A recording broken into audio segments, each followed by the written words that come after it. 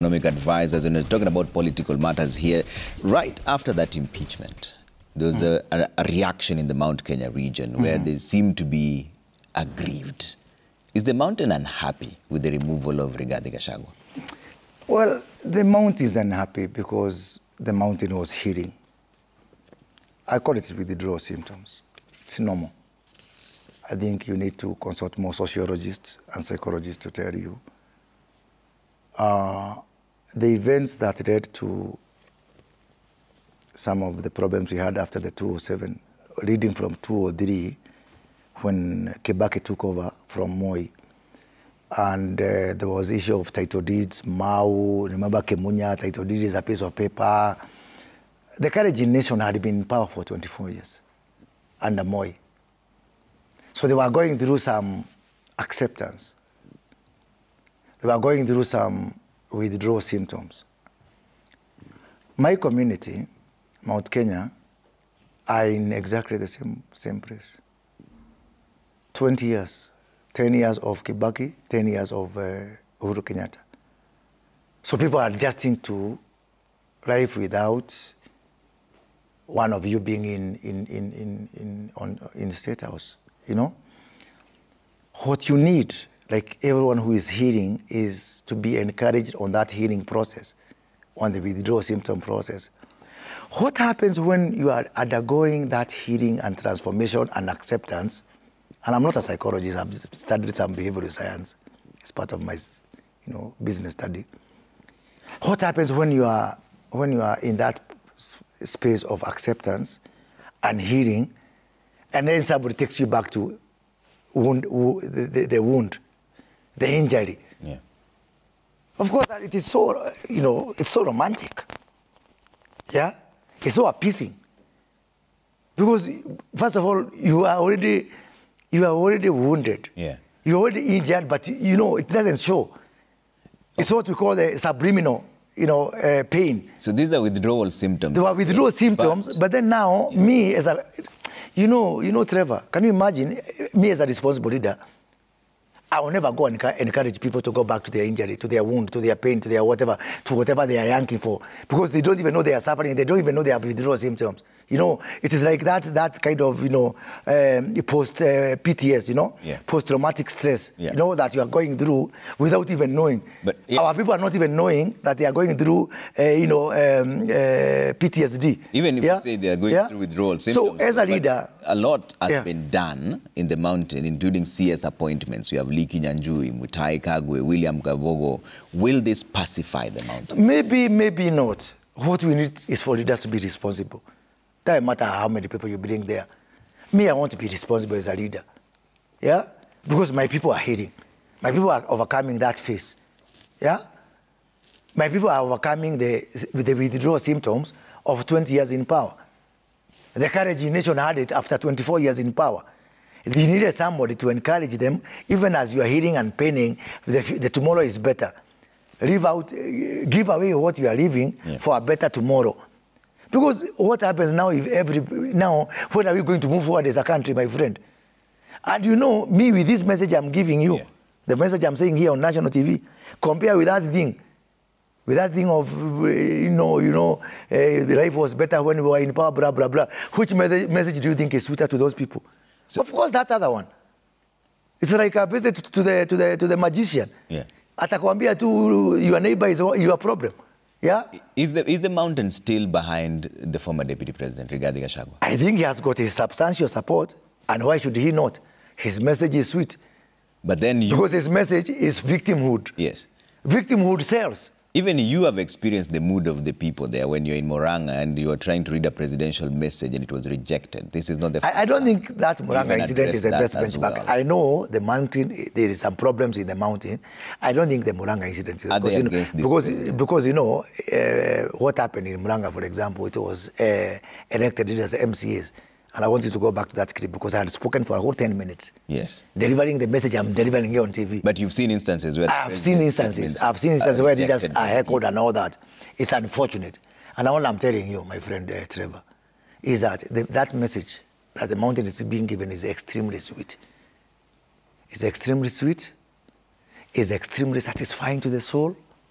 is extremely momentary because it's for now, but it's very, very, very dangerous for my people. Do you still believe the president has the backing of the mountain? Well, there's no election that has happened, you know, or I can just say... As an advisor, you would tell him, right? No, what I know there is, like any government, approval ratings in the first 2 years when you are planting the seed is always low. It is low in the mountain. It is low in other areas. Maybe it is more pronounced in the mountain because of the, you know, the impeachment and all the situations that happened there. For me, that's not the question. For me, I have two questions. One, what should I be doing in 2025 and 2026? Should I just be keeping my eyes on the ball deliver so that now we can have a better conversation 2 years down the line? Because if I don't do that and I just start focusing on the negativity, in any case, my fate in 2027 is assured. I'll be slaughtered if I listen. If I do, I might be slaughtered, even if I deliver. But at least I have got to have a chance of survival. So I choose to do the sensible thing right now.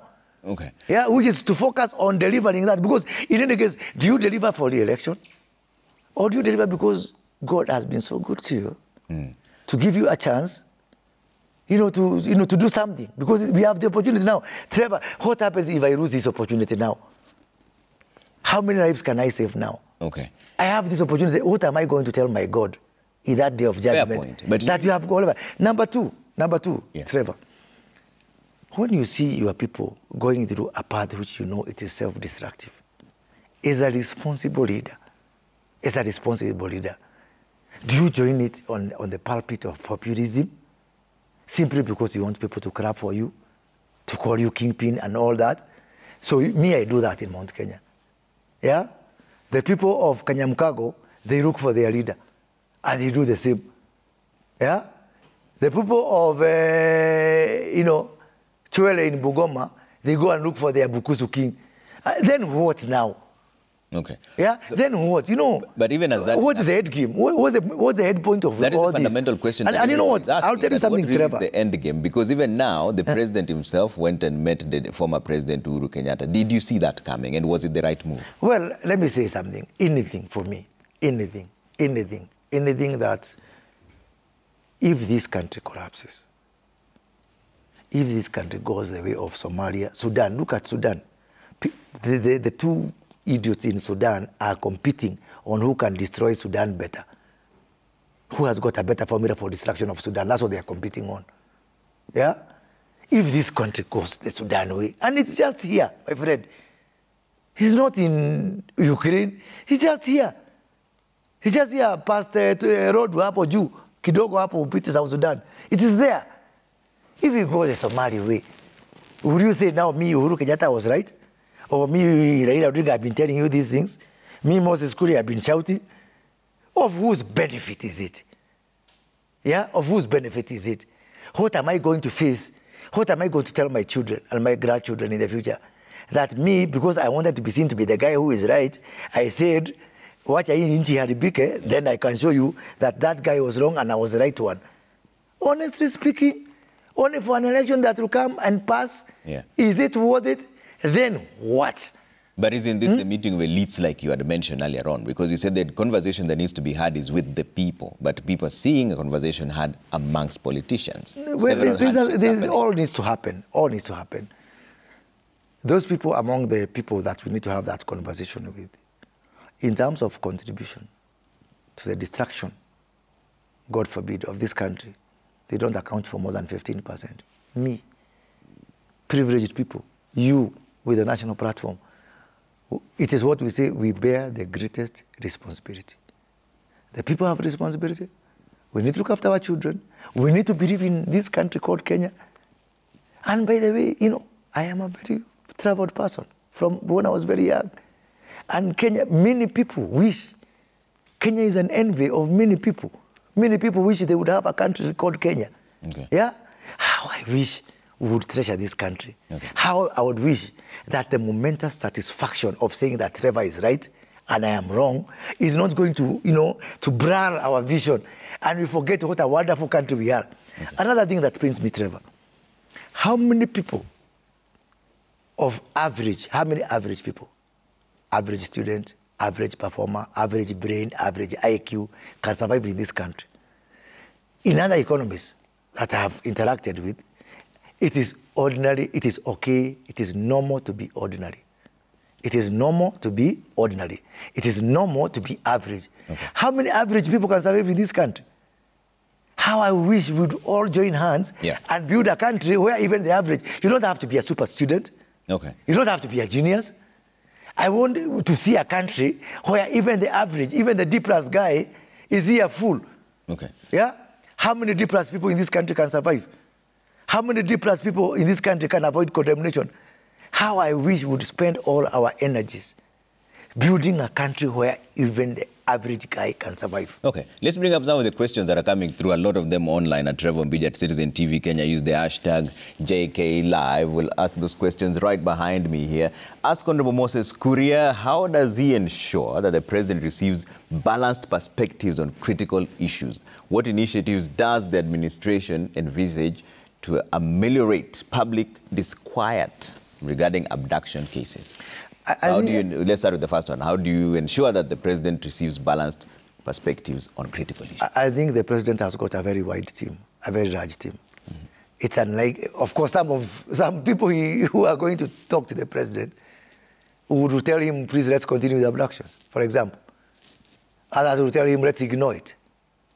Some people like me will tell him it is not a good thing, it's a dangerous thing. Mm-hmm. So the wonderful thing is that I'm not alone. We are a wide team of valid people. And the work of the president is to synthesize. Some people are pro-abduction. Okay. Unfortunately. I am anti-abduction. Yeah. Other person will say, let's ignore it or whatever. So, but the good thing is it's a wide team, and ultimately the president will sieve through, all the whatever. Still on the same question, will I ask, what initiatives does the administration envisage to ameliorate public disquiet regarding abduction cases, just to pacify this public disquiet? Stop them. Okay. Do whatever it takes to stop abductions. Okay. I think abductions are primitive, they are backwards. Yeah? It's not the way to solve anything. All so right. There's no need of ameliorating public disquiet. PR is not required here. We need to do whatever it takes to stop abduction. All right, let's bring up the next question here. Gigi Boniface says, what specific strategies would you recommend to the president to ensure that KIPEs become hubs of value addition and job creation? I think I've had a discussion with the Deputy President, Professor Kidinki, who is, I want to really to thank him, because this issue of initiative that add money to people's pockets, he's taken it as his primary agenda. And I'm going to do everything, just like I have been supporting the president, just like I came up with the KIPES concept. I want to look at you in there and tell you, all the 47 counties are going to be industrial centers, the new industrial revolution of this country. No matter how long it takes, KIPES will be a reality in this country. And I've gotten the express assurance of the president and Professor Kindiki, who is actually spearheading that, that we are going to, because until we do that, and then we need, what is KIPES? Yeah. KIPES is 47 mini economies. Yeah, the county aggregation and industrial park. Yeah, but it is just not about an industrial park. Yeah. It's a new economy that you are creating, that the people of Siaya, from what I started there in Alego, from the people of Kakamega, what I started some place called Sinoko, to the people of Meru, in a place called Roire that I started there. Yeah, that all together, that this country, everybody has got something to contribute. Okay. And the minute we stop looking at this country, that one center is going to feed everybody. I can talk until cows come home about KIPES, but for me, it's not just about industrial park. It's about ensuring that we have got 47 mini economies, 47 new centers of urbanization, that everybody in this ranch called Kenya, someone will bring beef, another one fish, another one maize, another one avocado. Together, we are going to have a meal that is enough for everybody, instead of keeping on fighting about nothing. So basically leveraging on competitive advantage of each county. Absolutely. Okay, so what lessons from your tenure could be applied to foster private sector collaboration in these initiatives? Actually, this issue of private sector collaboration, and I'm saying this because, we had the issue of Adanis and all that. Please, guys, it's not our government that decided to find ourselves where we are. These are historical issues. We are in a very constrained fiscal space. Hakuna pesa. Hakuna pesa. No matter how much we try to hide away from that. Yeah. Our debts, our non-escapable obligations, our pensions, Yeah. our free education, our subsidized fertilizer. Yeah. We are left with almost nothing. But the banks have also refused to reduce their lending rates despite the base lending Because rates. why? Because there are rules for economics. You know, there are some rules for the economics until we stop borrowing. I wish there is a magic formula for that stopping of borrowing. Yeah, I thought that's the challenge for the next 2 years. I think we have got a very clear formula on how we are going to do that. But banks are not Santa Claus. Yeah. Banks are, you know, profit-making entities. Kenyans should not expect any. No, excuse me. Why would banks do you a favor? But the base lending They are not your mother's cousin. CBK. Yeah? Look, those are rules of economics. So if you find that CBK is there and rates are not coming down, something else is giving you. Because why would a bank come and give you a loan and start chasing after you to pay when they can go and lend to government, yeah, assured money that has got zero risk? So until now, we find our way somehow to stop borrowing. I cannot blame the banks. This is free economy. This is economics 101. Yeah? So I think the only way out, Trevor, is this question. Okay. That the private sector has to step in. Yeah? It is okay to say, Adani this, Adani that. Beggars are not choosers. Our fiscal space, our budgetary space, finished. It's very finished. It's very constrained. And then people who are in ICU are saying, Mimi, I don't want injection. And you are in ICU already. You cannot on one hand say, I don't want to borrow. I don't want to pay taxes. Then when somebody says, let me use my money to develop, even that one I don't want. Somebody is drowning in River Nyando, and you tell him, please, hold this rope, I get you out of the water. You tell him, give me kitu kidogo. And you are the one who is drowning. What stupidity is that? Okay. Let's begin with more questions coming through here. Moses Maina says, ask Moses Kuria about his take on the statistics released by the Kenya National Bureau of Statistics today on state of economy and his take on government jobs creation to the youth. We spoke about this earlier. We spoke about this, but yes, you know, it's important we just say that, you know. It is, you know, I've, you know, looked at the KNBS figures for 2024. And, things are only, the product is only as good as the process. 2024 came from a very torturous process. And the figures are down. Yeah. But ultimately, it's on the rusting of the jobs for the youth. Whatever it can take. For me, it really pains me. Yeah. My friend, today I can go to Dela Jambiri in Kisii today at 10 a.m. in the morning, and I hold a meeting of 50,000 youths that I didn't give them notice. Not because they were in their gigs and their hustles and they came to because of the color of my face or anything, but because they're idle. It is a ticking time bomb. I mean, if those are things that we need to, you know, to spend our grey matter on every day. How can we create jobs for our youth? Everything. And by the way, we don't have to get it right, everything right as our government. We need everybody involved.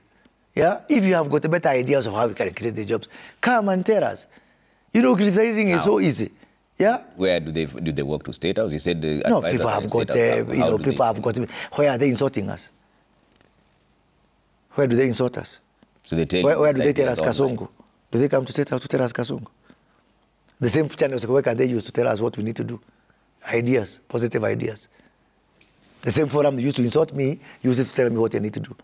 I do get a lot of feedback. You know, I am sharpened as a thought leader in government. I'm sharpened by the feedback I get from Kenya. Some of them, I don't know how they get my number. Sometimes, you know, Miguna posts it on Facebook, but people do use it. Yeah, I want to thank Miguna because people use when Miguna posts my number on Facebook, they send me messages of ideas. You guys, why can't you? I really see, and I take time. I take time because, you know, it is free. That guy is not charging me for his airtime. That used to send me an SMS saying, why don't you look at this? Why don't you do this? What about you this? This paper, people send me detailed. You know, I am humbled. People go and do research. They send me very detailed papers and I go through them to look at. Maybe these are some way I can get some grain of wisdom on a way that we can be able to do better as a country, as a government, to be able to take forward. All right. D. Ndubi says, hello, Trevor, ask that guy if SHIF is only for admission. My mom just went to the hospital and she was told to pay for treatment because SHIF can only help her for admission. Well, there is a lot of cases coming from SHIF, from Taifa Care and all this. And I just wish D. Ndubi can be able to share the details of the mother. Because this system is not William Ruto's system or government system or my system or Deborah Baraza, our wonderful CS, for health or whatever. It is things like this. When you bring me these cases, I just saw a news on the clip from the for 5 hospital. I think you saw that, about those mothers who are held there. And really, I was, even when I was coming for this, I was very mad. And I was asking our people in SHA, how did this happen? And how come this case was reported and we have not used it? Because this morning at 6 a.m. I was on a flight to Mombasa, met the private hospitals there, got a lot of insights from private hospitals in Mombasa on how we can make this better. It's cases like this from D to B that are going to make us better because we have a new system, a new revolutionary system, a system that is really bold by any means, and a system which I'm very personal because remember, there's a time I spent months in a hospital in a foreign country. I know what it means to have a good healthcare system. And I promise my God that I'm going to ensure that what we do in those countries, we are going to do. Not only are we going to do what is done in those countries, I am sure we are going to set a record for the best healthcare system in Africa, if not in the world. How is it going to be perfect? By this kind of, by feedback. Okay. It's not me who's making it. This system has to be self-improving. When I am sure, because it is a system that is deployed through technology, but it's not run by technology. Ultimately, it is run by human beings. Not all human beings are the same. If God wanted all human beings to be the same, he would have created us as zebras, who are all the same with the same prints. Yeah? But because there are some people, there are some hospitals who are not doing the right thing. There are some people who are not giving the right thing. Am I saying it's perfect? What I'm saying, for a system that is going to be a world beater, that started only on the 1st of October, and today we just done 3 months of that. Thank you, D2B. Please, the same way, please, Trevor, send me the details of this one because I am very sure that SHIF is covering for both admission and treatment. Yeah? The only space we have got issues, and I'm saying this without fear of contradiction, the only space we have issues is something called ICU and HDU. Trevor, today, people like you are paying for SHIF. Before, I was paying 1,700 shillings. Everybody. The junior clerk in government, my driver, we were paying the same. Today, I'm paying a whooping 27,000. It's painful for everybody. And I know the salaries people are feeling the pinch, the payroll people. But I'm not complaining much because for me, I was spending more in Harambes. For me, it's a net savings. So because instead of the Harambee where I was getting my card, Taifa Care is a national Harambee for all of us. Today I'm feeling the pinch of 27,000. Yeah. But if I say, my friend, I am saving more. But the people say it's not working. We've had a lot of people. It is working. It is SHIF and SHA is working. What we have is that most people have not come to, by the way, I talked to a friend of mine from a place called Mbale. His name is Nicholas. And over New Year, he was going to Mbale. And he called me and told me, there's something I've discovered because he was stopping along the way. I worked with him on the project. And Nicholas told me, the more the distance from Nairobi, the positive feedback on SHIF SHA Taifa Care is increasing the further he gets from Nairobi. I don't know whether it's a climatic or geographic issue. The farther you get from my friend. People who have never had, I have a case in Coast General Hospital yesterday, and you can go and take on that case or ask my good friend Mutalaki from Citizen Mombasa to go and interview that case in Mombasa. Somebody who only paid 700 shillings per month, that is like 8,000 shillings per year, they got their bill covered to the tune of 1.2 million. What are you going to say to that person? That this thing is not working.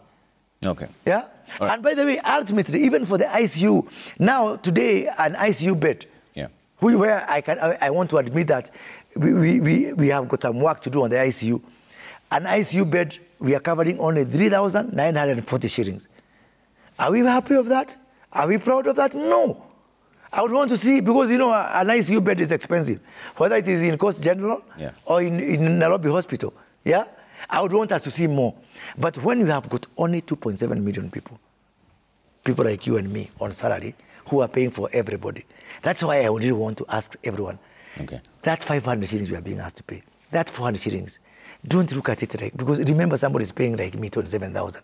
Remember, this is a national harambe for all of us. Once we get everybody contributing according to your means, because, you know, why would you want to see a system collapse because of some small money? And by the way, if you think paying 600 shillings per month is a lot, please get admitted.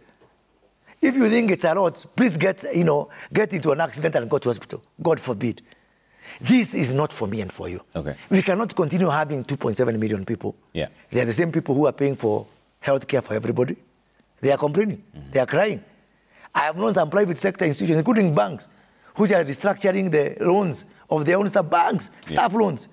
Because, you know, people are feeling the pinch. And I want the other people to know that these 2.7 people, and I want really to approach the people of payroll in this country, who are contributing the bulk and covering for everybody. And I want to ask everybody, these 2.7 people cannot continue carrying the burden of 53 million people. Ultimately, we have to do a harambe for everyone. Even in the village, there's a harambe whereby I'll come with my 100,000 shillings. And then even that mama, even if you don't want to announce how much, tunasema ingine mingi ambayo haitatangazwa. But ultimately, let everybody contribute something. Because this is a national harambe, so that I can have that coverage for ICU come from 3,940 to something you can all afford. And by the way, questions like these are the ones are going to help us to fix the system. I don't want to say everything is perfect. I want to say we are God's imperfection, work in progress. Let the feedback keep coming. We are listening day and night, and your feedback is what is helping us to make a good system. Collins Ndiwa says, can you ask Moses Kuria about the Kenya Kwanza plan for mining and the economic policies he believes will turn Kenya's economy around? By the way, out of this KNBS statistics, mining was one of the regions that dropped significantly, 11.3%. And I will not be surprised, because time has come, and I've shared this with the ministry, for us to change the model of how priorities in mining. It is okay because for the first 2 years, our mining strategy has been more focused on what we call artisanal mining. These are people who, even before we came to government, they have been there. The people of what we call a gold mine, a Koromani, who are there, they were doing their thing. The people of a place called Makarda in Migori, the people of Nyatike, they were still doing their mining. The people of Tana River, of Taita Taveta, they were still doing their mining.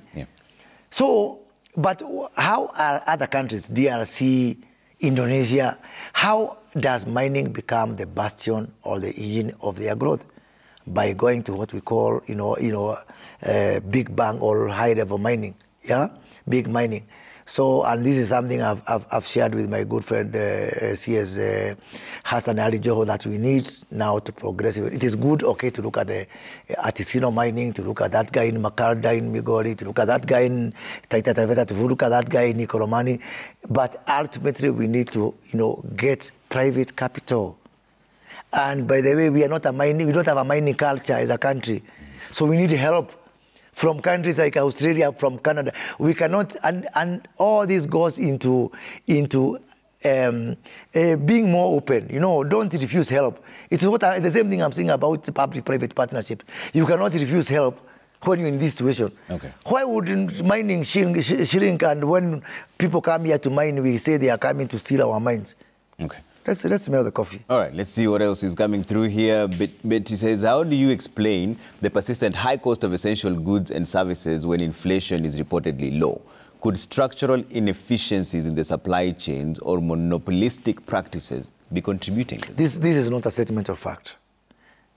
Inflation cannot come down when prices are high, unless you want to inject, unless you want to impute, improper motive on the people who create our figures. People who have been, since Obama's father was in that house there, calculating our indicators, You know, you cannot say that those people who went to school, got first degree, second degree, masters, PhDs, that they get our inflation wrong. You know, inflation is a composite of all those things. And by the way, and this is something I shared with you in the media, go and tell me this one was this, it has gone like this. Please, let's debunk this thing. Okay. This is honestly not a statement of fact. Okay. Unga, fuel, everything. I wish, you know, let's also be evidence-based people. Let us also be science-driven people. All right. Let's see what else is coming through here. There are quite a number. Asa Nixon says, Honorable Moses Kuria, the president one time displayed displeasure after experiencing some CSs and PSs who knew very little about their assignments, that he knew more than them. In your opinion, as an advisor, is there any change now? I think, you know, let's look at our PSs. The median age for our PSs is 35 years. Is the biggest internship class that we have. Yeah? I'm very pleased because I interact with most of our PSs, these young people, and I feel very proud playing the role of a mentor for them. They are catching up. They are catching up. The things that we're implementing are quite complex. You look at our healthcare, being one of the best in the world. You look at our housing program. You look at our value chains, our livestock, all these things. They are things that we have not done before. So I must say that the graduating class of 2024 has, for me, done fairly well. Okay. So they're catching up. Let's see what else is coming up here. Jabali Justice says, let Kuria advise the president on what they are rolling out in this country. Our comrades in the universities are crying over the new funding model. Parents and employees are crying on the SHA thing. Kenyans are not happy at all with the leadership of Kenya Kwanza. It's painful.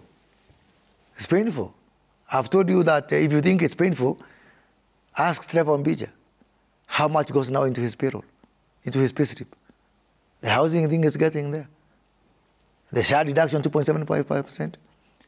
The 1.5%. I am empathetic to these people.